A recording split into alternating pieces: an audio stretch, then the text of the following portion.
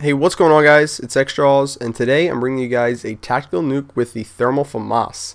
So it's been requested a lot recently that I upload a game with thermal weapons. Now, whether that be, submachine guns, assault rifles, snipers, whatever, it's been requested a lot since I started doing viewer request games. And obviously, everything that gets requested to be done in nuke form as well. So I decided I would go for that today. And today, I also decided not only would I go for the nuke with the thermal Famas, but I would experiment with a lot of different thermal weapons. And I tried my hand out with the Vector, the UMP, the RPD, the Famas, and the M4. And I had a lot of fun. And I spent about 2.5 hours on Call of Duty, which is much more than I usually do these days. I don't usually spend that much time actually playing Modern Warfare 2 anymore. But I spent this time just kind of getting the feel for the thermal Famas and the way it performs on different weapons, different types of weapons and whatnot. Of course, I'm pretty, the thermal scope on the snipers I'm pretty familiar with, and it's sort of self-explanatory. It's not really going to change the weapons too much, but when using it on submachine guns and assault rifles and light machine guns, I guess too, it definitely changes the way you want to use them. And the Famas is one of the ones that you notice is the most, and I'm going to talk about that today. And if I do games with other weapons with thermal scopes, I'll talk about that then. So when you're using the thermal scope on the Famas, you notice one major change. Basically, when you're using the red dot or even the holographic or the ACOG, whatever the case may be, the spread of bullets is going to be about the same size as the dot on your scope. Whether that be the holographic, which is fairly large, the red dot, which is a little bit smaller than the holographic, or the ACOG, which is like kind of intricate and sort of cluttered and sort of in your way and whatnot, kind of like the thermal scope as well, but not as precise. When you're using the weapons like that, depending on how close or far away you are, obviously, you'll notice that if you put your the center of your scope on someone, if you put it on their chest or on their head, it's going to kill them. And I've been finding myself, since I'm using the thermal on the Famas quite a bit now, or at least today, that I've noticed that what you really want to do is you want to try and get as many one burst kills as possible.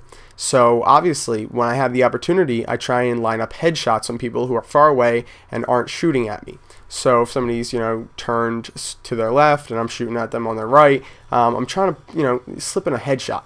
And when I try and do that, or when I've been trying to do that, I noticed that the spread of the bullets is not different, but it performs differently on the thermal scope. And this is very specific to the Famas of the M16 in that the center of the scope on the thermal scope is so precise that the bullet spread is actually bigger than it, opposed to the red dot or the holographic or the ACOG, where it's not very precise and it's sort of a big circle. It's not a T. And when that's the case, normally, like I said, if you put it on somebody's head or chest, it's going to kill them.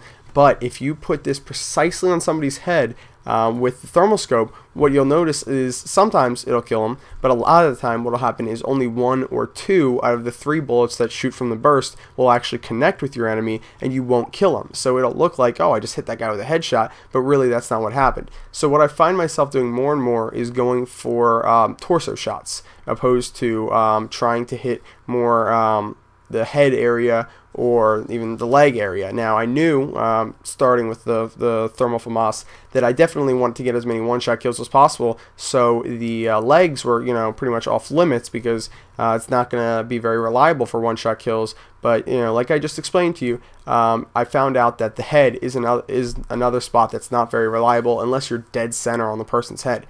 So that's pretty much what I figured out with the thermal Famas, guys. That's pretty much it.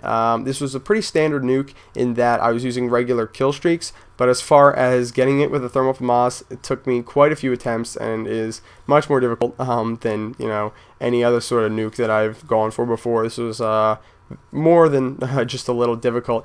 So please, guys, if you enjoyed this video and would like to see more games with the thermal scope, either more nukes or just more awesome games, please give this video a thumbs up. I really appreciate it, and I will see you guys later. Final score 42-2. Bye.